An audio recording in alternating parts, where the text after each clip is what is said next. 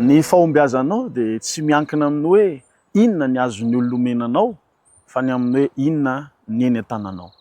Rehefa andeha hiatrika hiady amin'ny Goliaty Davida, nahita isika ao amin'ny Samuela voalohany 7:7-9:30 fa nanan-kivy azy avokoa ny rahalahy, nanan-kivy azy ny vahoaka rehetra, ary na dia Saoly aza dia nanan-kivy azy ny resaka hoe tsy toanao ny hiady amin'io fa efa mpiady hatr'izay izy.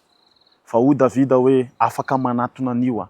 Rehefa andeha hanatona azy Davida dia nomen'ny Saoly azy ny akanjo fiadiny, ny fiarovan-doha ary nampiakanjona akanjo fiarovan-tratra izy, fa saingy tsy hainy ny nandeha tamin'izany.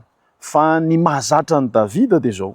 Eo amin'ny 150 amin'ny Samuela voalohany 7:12 dia hoy izy manao hoe nitondra ny teny an-tanany izy, nifidy vato-kolonjy 5 tao amin'ny loha-sandrika, nataony tao anaty kitapo fitondra mpiandrondro izay teny aminy, ary ny atsami-tadiny koa teny an-tanany dia nanatona an'ilay Filistina izy. Haitsika ny vokany fa afaka nanjera ilay Filistina ngeza be Davida.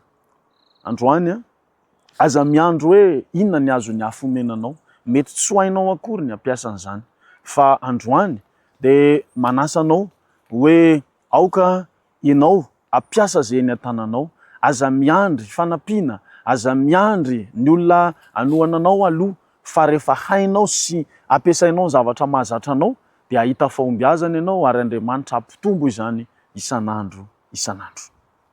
Hivavaka isika.